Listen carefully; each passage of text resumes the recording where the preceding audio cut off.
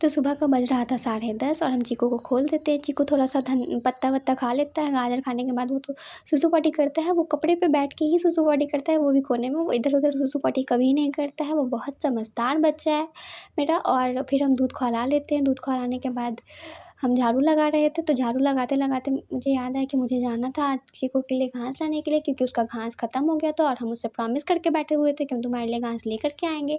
लेकिन बाहर जैसे ही देखते हैं तो मौसम बहुत ख़राब था, बर्फ़ीली हवा चल रही थी, पता नहीं कितना डिग्री सेल्सियस था, लेकिन बहुत ज़्यादा ठंड था और चीकू का कपड़ा सूख रहा था। और फिर हम मम्मी के साथ मिल कर के रोटी बना लेते हैं, वैसे हम रोटी बनाना सीख लिए हैं, मम्मी जो बीमार इतनी पड़ी थी, और फिर हम चीकू को रोटी दे देते हैं।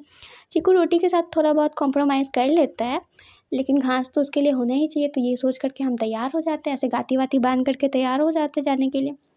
और हम जहाँ जा रहे थे, वो मेरे घर से करीब-करीब 2 किलोमीटर की दूरी पे है, जो कि ग्यास नगर कहलाता है। वही एक ऐसा एरिया है जो फुलवाड़ी में घास वहाँ पे मिलता है, फ़िलहाल तो है वहाँ पे, लेकिन बहुत जल्दी वहाँ नहीं मिलेगा क्योंकि घर बन रहा है बहुत तेज़ी से। और हम पहुँच जाते हैं भाभी के घर पे।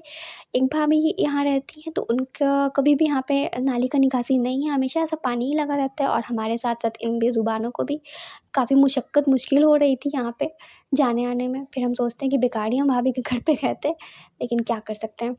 और फिर यहाँ से हम जाते हैं एक और भाभी के घर की तरफ, जहाँ पे घास अवेलेबल था, घास मिल रहा था, मतलब घास था वहाँ पे, तो हम चले जाते हैं। और यही वो एरिया है जहाँ से हमको घास लाना था चीकू के लिए।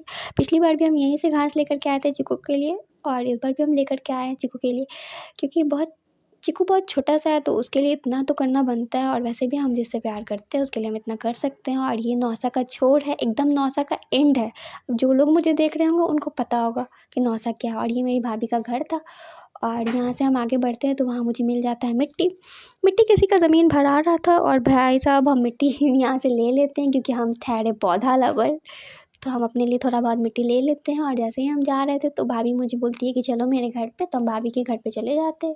और भाभी के घर से एकदम सीधा मेरा एरिया है, मेरा लोकेशन है जहाँ पे मुझे घास मिलता है। तो हम कभी-कभी सोचते हैं कि भाभी कितनी लकी है, वो कितनी अच्छी जगह पे है। काश हम भी यहाँ पे रहते, लेकिन मेरे घर से मेरी पढ़ाई बहुत दूर हो जाती फिर, क्योंकि हम और भाभी दोनों ही रेंट पे रहते हैं, और अच्छा नहीं लगता है ऐसे ना, थक जाते हैं हम, तो फिर हम घर आ जाते हैं। और घर आने के बाद हम घास चीकू को दे देते हैं। चीकू मेरा मस्ती से घास खाता है और बहुत एंजॉय करता है, और उसको घास खाता हुआ देख मुझे भी बहुत अच्छा लगता है। वीडियो अच्छी लगी होगी तो do subscribe and like and share please.